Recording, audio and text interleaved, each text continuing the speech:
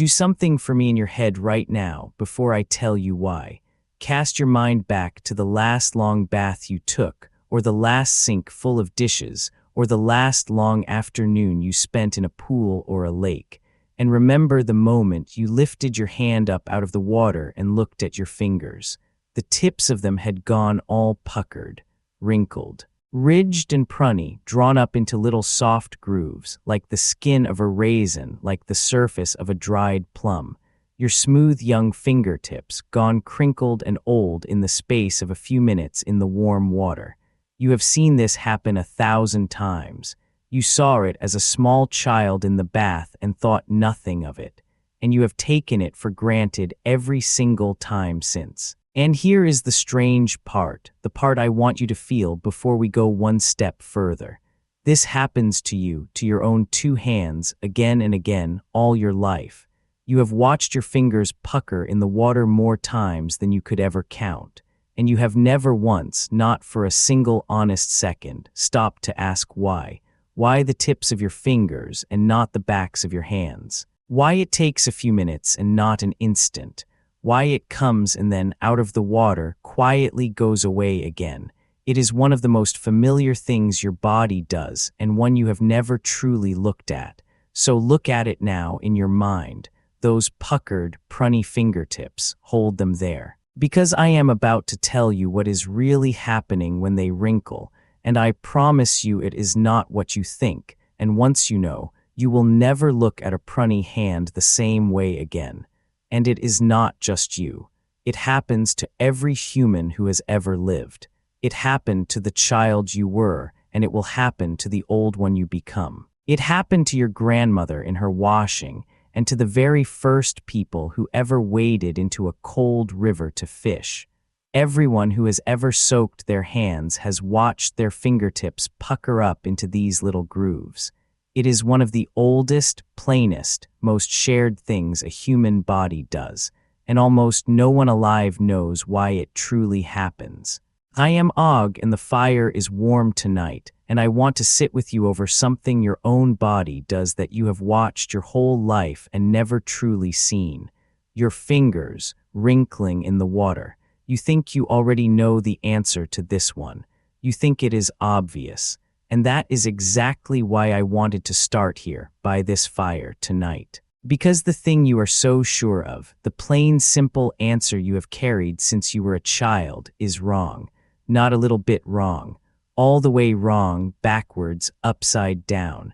And the true answer is far stranger and far more wonderful than the one you have always believed. So let me first say out loud the thing you believe, the thing almost everyone believes, so that we can look at it plainly and then take it apart.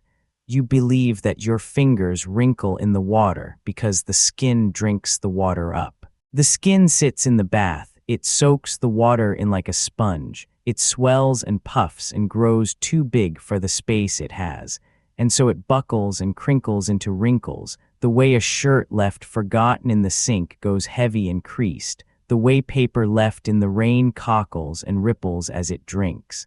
A plain soaking up. Water goes in, skin swells, wrinkles happen. It is simple, it makes a kind of easy sense, and it is what nearly every person on earth would tell you if you stopped them and asked. And it is wrong. Here is the turn, and it is a big one, so let me say it plainly before I show you how we know it is true. Your fingers do not wrinkle because the skin passively swells with water. Your fingers wrinkle because your body switches the wrinkling on. It is not a soaking. It is a decision.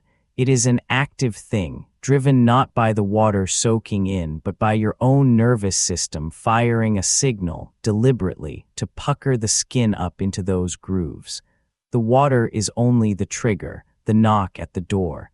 The wrinkling itself is your body reaching out and doing something on purpose. Deep under the skin of your fingertips, tiny blood vessels clench and narrow, the flesh below draws in and shrinks a little, and the surface of the skin, anchored down at points, is pulled inward into ridges and troughs. Your body is not being soaked. Your body is fitting your hand with tread, on purpose, every time. Now this is a bold claim, and a bold claim needs its proof laid out plain and careful, because it goes against a thing you have believed your whole life. How on earth could anyone know that the wrinkling is an active thing your nerves do, and not just the water soaking in? They look the same. You put your hand in the water either way, and either way it wrinkles. So how do you ever tell a soaking up apart from a switching on, when both end in the same Pruney hand? And here is where it gets strange and quiet and wonderful, because the proof came from a small, sad accident of the body, noticed by careful people who were paying attention. There are people who, through an injury or an illness, have had the nerve to a finger damaged or cut. The nerve that carries the body's signals down into that fingertip, severed, gone silent. And here is the thing those careful people saw. When such a person soaks their hands, the fingers with healthy nerves pucker up in the water, just as yours do. But the finger with the damaged nerve, sitting in the very same water, for the very same length of time, stays smooth. Perfectly, stubbornly smooth. It does not wrinkle at all. Now stop and feel the weight of that, because it is the whole case in a single quiet fact. If the wrinkling were just the skin soaking up water and swelling, then the finger with the dead nerve would wrinkle exactly like the others. It is the same skin. It is in the same water. It is soaking up the same wet. The water does not know or care whether the nerve behind the skin is alive or cut. So if soaking were the cause, that finger would pucker right along with the rest. But it does not. It stays smooth. And there is only one thing that can explain that. The wrinkling is not being done by the water. It is being done by the nerve. Cut the nerve and you cut the wrinkling, even though the soaking goes on just the same. The nerve is the hand on the switch. The water is only the knock at the door. And there is a second clue, quieter but just as telling, once the first has opened your eyes. Look closely next time at the pattern of the wrinkles on a single fingertip. If it were a random soaking and swelling, a plain buckling of waterlogged skin, you would expect the wrinkles to fall a little differently each time, the way the creases in a wet rag fall differently every time you wring it. But they do not. The wrinkles come back in much the same pattern, the same channels running much the same way again and again on the same finger. They are not the random crinkle of a soaked rag. They are laid out, patterned, repeatable, like the tread cut into a tire, like the grooves pressed into the sole of a boot. And a thing that comes back patterned and repeatable is not an accident of soaking. It is a design switched on. So here is the machine of it, as best we understand the working of it, laid out plain. The wrinkling is run by the part of your nervous system that works without you, the quiet automatic part that beats your heart and sets the size of your blood vessels and does 1,000 things you never think about. When your fingers stay underwater past a few minutes, that automatic system fires a signal down into the fingertips, and the small blood vessels just under the skin clench tight and narrow. As they narrow, the volume of flesh just beneath the surface drops. It draws in and shrinks a touch, and the outer skin, which is fixed down to the deeper layers at a scatter of anchor points, gets tugged inward wherever it is anchored and bulges up in between. Tugged down here, bulging up there, all across the pad of the fingertip, and what you see is a field of little ridges and grooves. Not skin swelling outward with water, skin being pulled inward by the body into tread. And this is not just a pretty story I am spinning by the fire. Careful people have gone at this properly with a real test. In the year 2013, 3 researchers by the names of Crinkles, Nettle, and Smulders ran a plain and clever experiment and wrote it up in a journal called Biology Letters. They had people pick up wet objects, small slippery things, marbles and weights passed from a bowl of water through a hand and into another container, and move them as fast as they could. And they had them do it 2 ways, once with smooth, dry fingers, and once with fingers that had been soaked, Pruney, and wrinkled. And the wrinkled fingers won. People handled the wet, slippery objects noticeably faster with their Pruney fingers than with their smooth ones. The very title of their paper says it plainly, that water-induced finger wrinkles improve the handling of wet objects. Wrinkled hands grip wet things better. That is a real finding, tested and written down, and it is the strongest hint we have to why the body bothers to switch the wrinkling on at all. So now we can put the whole thing together and reach for the deep why, the reason your body carries this strange, quiet machine at all. And here I have to slow down and be honest with you, the way I always try to be, and mark plainly where the ground is solid and where we step out onto careful guessing. The best reading of it, the one those wet marble tests point to, runs like this. Those grooves are treads, rain treads for your hands. When a tire meets a wet road, the smooth rubber would skate and slide on the film of water, and so we cut channels into it, grooves that let the water escape out sideways so the rubber can press dry against the road and grip.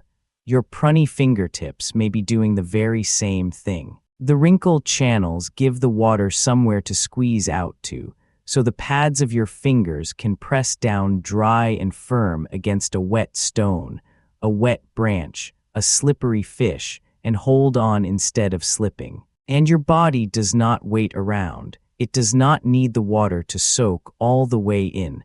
It senses your hands have been wet a while and switches the treads on for you, automatically. Wet weather tires fitted to your hands the moment the weather turns wet. But now let me draw the honest line and mark plainly which part of all this is solid rock and which part is careful guessing, because the two are not the same.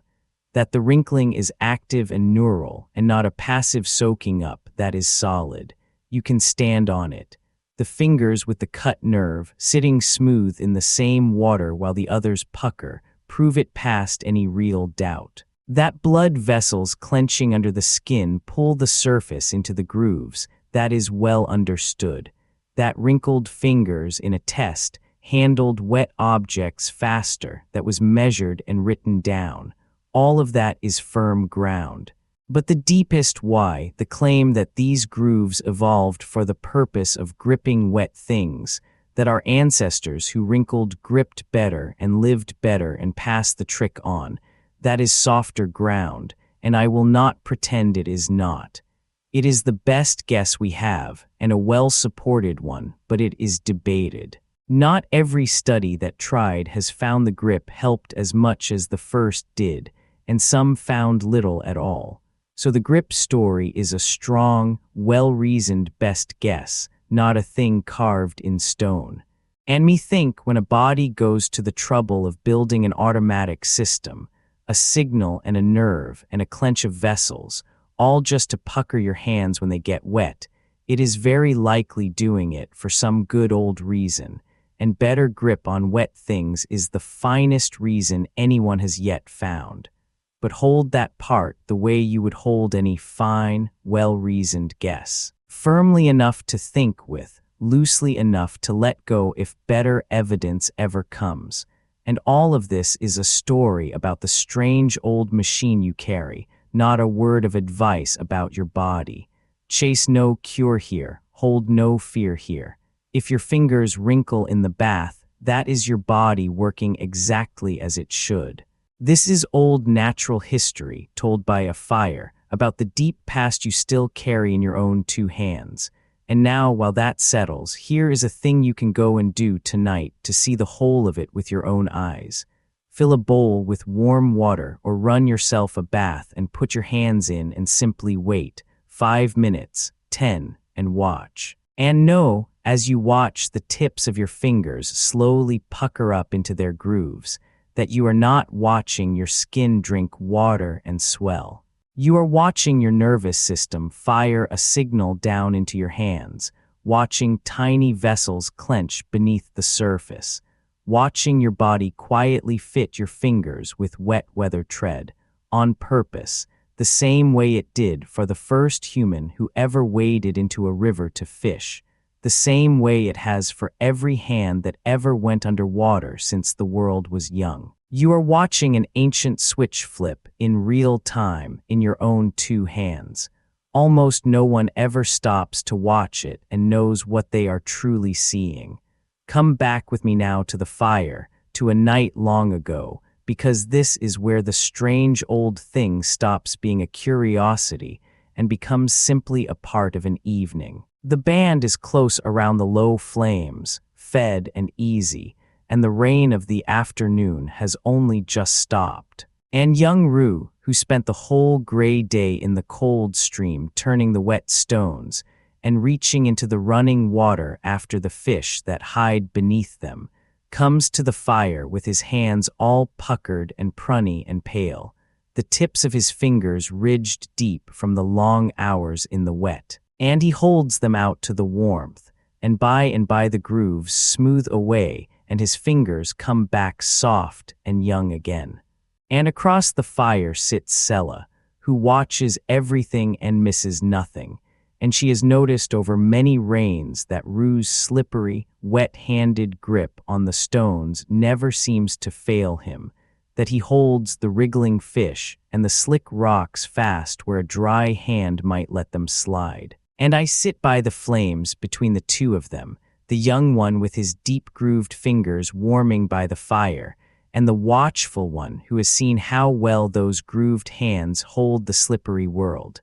And me, I know what almost no one at that fire could know, that Rue's puckered fingers were not soaked and swollen, that his own quiet body, sensing the long wet of the stream, had switched on a set of treads and fitted them to his hands, so that he could hold the wet stones and the slick fish fast and feed the band. His body did that for him, without his asking, the whole gray day, every day he ever waded into the water. So let me bring it home now, because this is the part I truly want you to carry out of here with you. The next time you climb out of a bath or pull your hands from a sink of dishes and you see your fingertips gone Pruney and ridged, I want you to stop for one breath and know what you are really looking at. That is not your skin, soaked and swollen and giving up its shape. That is your body working. That is your own nervous system, the quiet, automatic part of you that you never thank and never notice, having sensed that your hands were wet and reached down and fitted them with tread. Wet weather tires fitted to your own two hands automatically, by a system older than your language, older than fire, carried down the whole long line of us from ancestors who needed to grip the wet stones of the stream and the slick prey in the rain. It is not a flaw. It is not a soaking. It is a feature. A quiet, ancient, working feature, switching on in your hands every time you go under, and you never even knew it was there. So those Pruney fingers are not your skin failing. They are your body remembering. Remembering a world of cold streams and wet stones and slippery prey, a world your hands were shaped for long before there were baths or sinks or swimming pools, and reaching for the same old trick it always reached for, fitting you with the tread of your ancestors, whether you are wading a river for fish or just soaking in a warm bath at the end of a long day. You do not have wrinkled fingers. You have inherited an automatic set of rain treads, and your body still fits them for you every single time. So here is what I would truly love to know, so tell me down in the comments. First, did you honestly believe before tonight that your fingers wrinkled because the skin soaked up the water and swelled? Be honest, because nearly everyone does, and I want to know if I have just turned your world the right way up. And second, are you going to go and put your hands in a bowl of water tonight and watch it happen, now that you know what you are truly seeing, your own nervous system fitting your hands with tread? Tell me. I would go and watch it myself if I still had a bowl and not just a cold stream. This is Ancient Us, and this whole channel is about the body you are sitting in right now, and all the old machinery still quietly built into it, long after the world it was built for sank away. These Pruney fingers are one piece of it. There are 100 more, hiding in plain sight, in your own hands and face and bones. So stay with me and come find the next one. Next time I want to show you a thin cord you can raise in your own wrist, a band of tendon that stands right up under the skin when some of you press your thumb and little finger together. And that is simply missing, gone entirely, in a great many other people. And why that little cord is the fading leftover of a muscle your ancestors once needed to climb. Because no matter how new and smooth and finished you feel tonight, the truth is the same as it ever was. Your ancestors waded into cold streams and gripped the wet stones fast with hands their bodies had fitted with tread, and all that is left of it in you is a set of Pruney fingers you climb out of the bath with and never once understood. You did not choose it. Nothing alive ever chose it. And your body still remembers.